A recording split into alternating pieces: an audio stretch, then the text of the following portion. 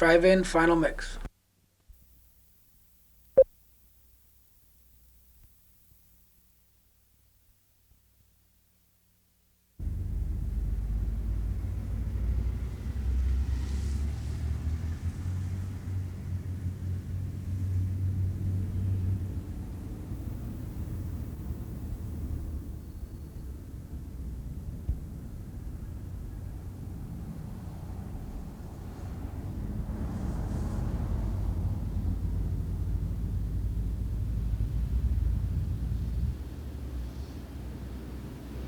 This may be partly legend, but I'm pretty sure it's true. It was documented in the newspapers at the time. What was said was that the man's wife, because of her size, had difficulty fitting into the seats at the conventional theaters.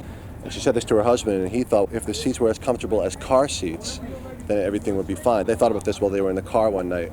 And then from there, he got the idea to put a screen up on a maple tree in their driveway and put the projector on top of a Model A Ford, and were very comfortable in their car seats, and from there the idea was born.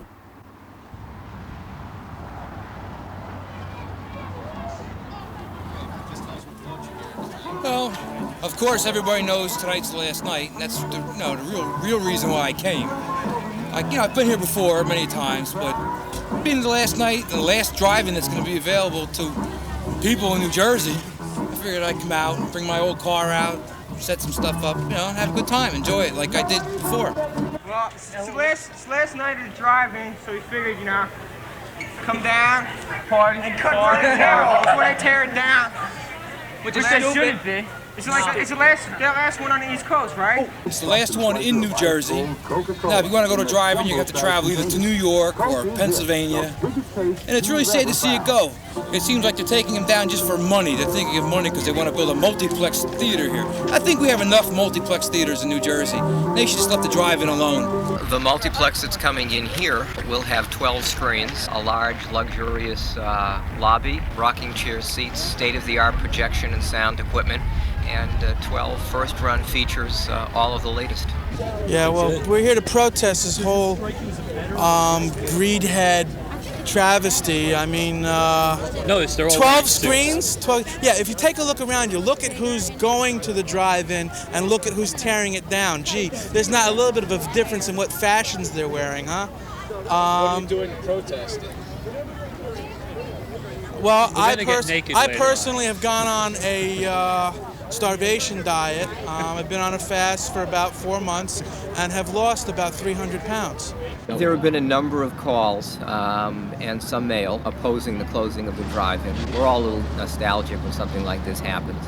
But I think that the vast majority of the population understand, particularly since the vast majority of the population don't go to drive-ins anymore. Well, the drive-in has had its heyday in the United States when the automobile was in vogue and people enjoyed getting out in their cars and driving. The cars were large and luxurious, and people would sit in those cars and watch movies. Given the gas crunches of the 70s and the beginning of traffic congestion, people had more of an issue with getting in their cars all the time and preferred the comfort and luxury of indoor theaters. And that combined with the economics of using what here is 52 acres of land, essentially, to operate a business only 3 or 4 months out of the year and only in the evening during that time, really made it uneconomical to occupy what at one time was in the wilderness but is now in the middle of a major metropolitan area. I've been to just about every New Jersey drive-in, except for the ones that were closed before I was born. But I've seen the great New Jersey drive-ins closed. The South Amboy drive-in, which you could see from the southbound lane of the Parkway, and in the 70s when they started getting the heavy breather R-rated movies, and you see like these 90-foot breasts bouncing along just at the foot of the Raritan River Bridge. That was pretty cool, caused many rear-end collisions. Well, my name is Sam Sherman. I am the president of Independent International Pictures. We've been making these pictures since the mid-'60s. Pictures like Satan's Sadist, Dracula vs. Frankenstein, Blazing Stewardesses, which was a comedy. And these same pictures have now been seen on home video. They've been seen on television, on cable, and seen overseas. But they were made specifically for the drive-in theaters in the United States. And National Amusements was our #1 customer. And basically, the idea was that there was a market of young people who wanted to see pictures that were not like what their parents went to see, having some element of exploitation or horror or fright or a little bit of nudity.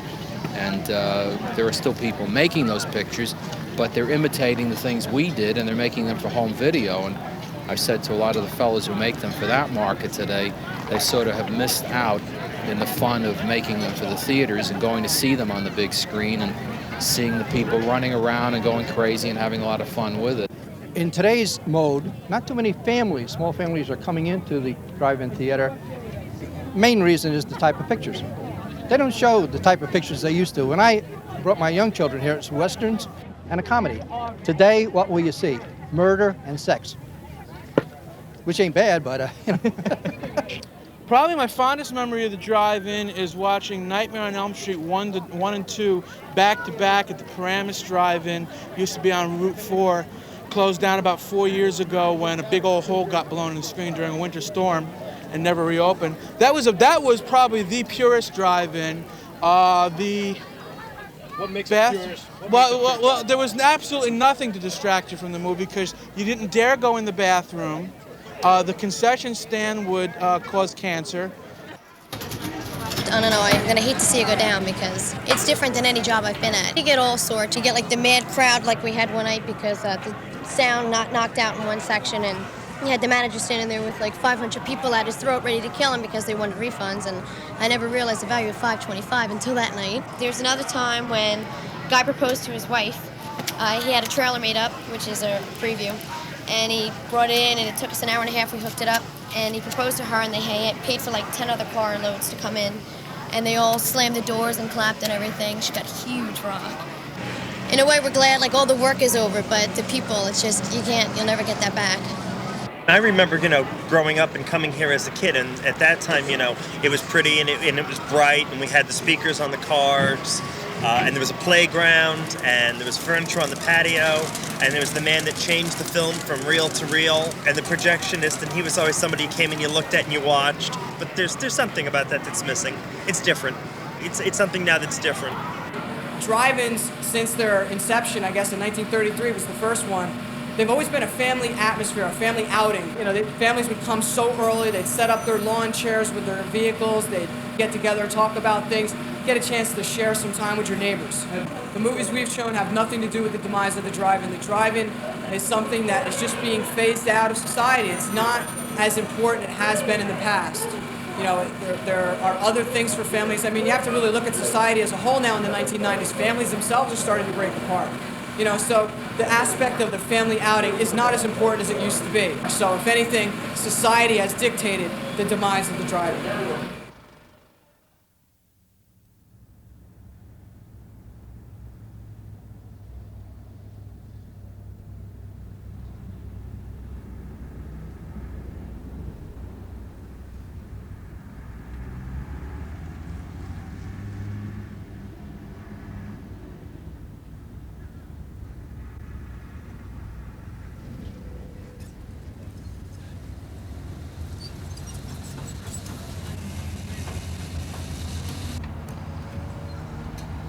It's going to be missed. A lot of people stopped coming to these drive-ins in the last few years, but now, once they know it's gone, I think they're really going to miss it. after going past this thing 3-4 times a day, I'm going to miss that big screen, believe it or not. I'll be looking for it and say, hey, where the hell did it go? Well, I've been to drive-ins growing up, and certainly it's a little sad to see a drive-in close. But at the same time, life goes on. Eisenhower's not president anymore, and we move on to a new era in American history.